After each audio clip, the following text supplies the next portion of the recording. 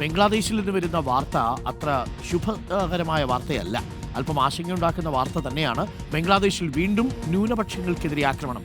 ബംഗ്ലാദേശിലെ ന്യൂനപക്ഷം ഹിന്ദു വിഭാഗമാണ് കേട്ടോ. ഹിന്ദു യുവാവിനെ മർദ്ദിച്ച് അവശനാക്കി തീ കൊളുത്തി രാത്രി കടയടച്ച് വീട്ടിലേക്ക് മടങ്ങുന്ന സമയത്തായിരുന്നു ആക്രമണം. ഗുരുതരമായി പരിക്കേറ്റ ഖോഗോൺ ചന്ദ്രദാസ് ചികിത്സയിൽ തുടരുകയാണ്. 2 ആഴ്ചയ്ക്കിടെ 4ാമത്തെ ആക്രമണമാണ് നടക്കുന്നത്. നോബൽ മാരിക്കാരനുണ്ട് കൂടുതൽ വിവരങ്ങളുമായി. നോബൽ മാരിക്കാരൻ, നമ്മുടെ അതിർത്തി പ്രദേശത്തെ അസ്വസ്ഥതകൾ ചെറുതല്ലാത്ത വിധം നമ്മളെയും ബാധിക്കുന്നുണ്ട്.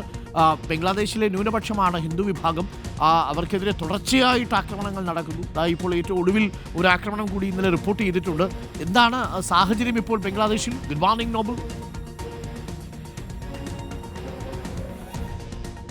Arun, good morning. ബംഗ്ലാദേശിലെ സാഹചര്യം വളരെ മോശമായി തുടരുന്നു എന്നാണ് യാഥാർത്ഥ്യം. ഇപ്പോഴും അവിടെ സംഘർഷങ്ങൾ ഉണ്ടാകുന്നു. ന്യൂനപക്ഷങ്ങൾ, പ്രത്യേകിച്ച് അവിടുത്തെ ന്യൂനപക്ഷം എന്ന് പറയുന്ന ഹിന്ദു വിഭാഗമാണ്. ആ വിഭാഗത്തിൽപ്പെട്ട ആളുകൾ ആക്രമിക്കപ്പെടുന്ന സാഹചര്യം ഉണ്ടാകുന്നു. ഇതാണ് ബംഗ്ലാദേശിലെ ഇപ്പോഴത്തെ ഒരു ചിത്രം. കഴിഞ്ഞ ബുധനാഴ്ച രാത്രിയാണ് മറ്റൊരു ഹിന്ദു യുവാവ് 45-കാരനായ ഖോഗോൺ ചന്ദ്രദാസ് ആക്രമിക്കപ്പെടുന്നത്. അദ്ദേഹം ഒരു മെഡിക്കൽ ഷോപ്പ് നടത്തുന്ന ആളാണ്. കട പൂട്ടി വീട്ടിലേക്ക് മടങ്ങുന്ന വഴി ഓട്ടോറിക്ഷയിൽ മടങ്ങുമ്പോൾ ഒരു കൂട്ടം ആളുകൾ എത്തുകയും തടഞ്ഞു നിർത്തുകയും പിന്നീട് ആക്രമിക്കുകയായിരുന്നു. ശരീരത്തിൽ നിരവധി തവണ കുത്തുകയും പിന്നീട് പെട്രോൾ ഒഴിച്ച് തീ കൊളുത്തുകയും ചെയ്തു. പിന്നീട് തൊട്ടടുത്ത ഒരു കുളത്തിലേക്ക് രക്ഷപ്പെടുന്നതിന്റെ ഭാഗമായി തന്നെ ഈ ഖോഗോൺ ചന്ദ്രദാസ് ചാടുകയും പിന്നീട് അയൽവാസികളായ ആ പ്രദേശത്തുള്ള ആളുകളെ വിളിച്ചുകൊണ്ട് എഴുന്നേറ്റ ശേഷം പിന്നീട് ആശുപത്രിയിൽ പോവുകയുമാണ് ചെയ്തത്. നിലവിൽ ധാക്കയിൽ അതീവ ഗുരുതരാവസ്ഥയിൽ ചികിത്സയിലുണ്ട് എന്ന വിവരമാണ് പുറത്തേക്ക് വരുന്നത്.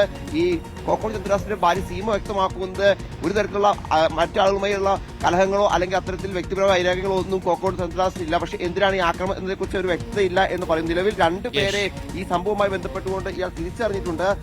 റാബി, അതോടൊപ്പം തന്നെ സോഹ എന്നീ 2 പേരാണ് തിരിച്ചറിഞ്ഞിരിക്കുന്നത്. ഇവരെ പ്രതികളായി കേസെടുത്തിട്ടുണ്ട് എന്നാണ് ഇപ്പോൾ അവിടുന്ന് പോലീസ് അറിയുന്നത്. പക്ഷെ അപ്പോഴും ബംഗ്ലാദേശിന്റെ പ്രധാനപ്പെട്ട ഇടങ്ങളിലൊക്കെ ഇപ്പോഴും സംഘർഷങ്ങളും ഏറ്റുമുട്ടലുകളും തുടരുന്നു എന്ന് പ്രധാനപ്പെട്ടതാണ്. നേരത്തെ തന്നെ പല ന്യൂനപക്ഷ വിഭാഗത്തിൽപ്പെട്ട ആളുകൾ അവിടെ കൊല്ലപ്പെടുന്ന സാഹചര്യം ഉണ്ടായിരുന്നു. അക്കാര്യത്തിലേക്ക് ഇന്ത്യ ശക്തമായി തന്നെ അതിനെ അപലപിക്കുകയും ശക്തമായ നിലപാട് സ്വീകരിക്കുകയും അത് മാത്രമല്ല ഈ ബംഗ്ലാദേശിൽ ഉണ്ടായിക്കൊണ്ടിരിക്കുന്ന സംഘർഷങ്ങളുടെ അലയൊലികൾ ഈ രാജ്യത്തകത്ത്, പ്രത്യേകിച്ച് ഇവിടെ ഹിന്ദു സംഘടനകളുടെ ഭാഗത്ത് വലിയ പ്രതിഷേധങ്ങൾ പലയിടത്തും നമ്മൾ കണ്ടതാണ്. ദില്ലിയിലാണെങ്കിൽ ബംഗ്ലാദേശ് ഹൈക്കമ്മീഷന് മുന്നിൽ വലിയ പ്രതിഷേധം വിശ്വ ഹിന്ദു പരിഷത്തൊക്കെ നടത്തുന്ന നമ്മൾ കണ്ടത്. അർത്ഥത്തിൽ ബംഗ്ലാദേശിലെ സാഹചര്യം മോശമാകുമ്പോൾ അതിന് ചില അലയൊലികൾ ഇന്ത്യയിലും ഉണ്ടാകുന്നുണ്ട് എന്നുകൂടി നമ്മൾ എടുത്തു പറയണം. പ്രത്യേകിച്ച് ചില തരത്തിലുള്ള വലിയ പ്രകോപനം ഉണ്ടാക്കുന്ന പ്രസ്താവനകളൊക്കെ ഇന്ത്യക്കകത്ത് വരുന്നുണ്ട്. ഇതുമായി ബന്ധപ്പെട്ട് നിരവധി സാഹചര്യത്തിൽ ബംഗ്ലാദേശിൽ ആക്രമണങ്ങൾ തുടരുകയാണ്, സംഘർഷങ്ങൾ തുടരുകയാണ്. പോലീസ് നിയന്ത്രിക്കാൻ ശ്രമിക്കുന്നുണ്ടെങ്കിൽ പോലും അതൊക്കെ നിയന്ത്രണ വിധേയമായ സാഹചര്യം ബംഗ്ലാദേശിൽ ഇല്ല എന്നാണ് അവിടുന്ന് റിപ്പോർട്ടായി പുറത്തേക്ക് വരുന്നത്. Arun, okay, thank you. നോബൽ മാരിക്കാരനാണ് വിവരങ്ങൾ നൽകിയത്.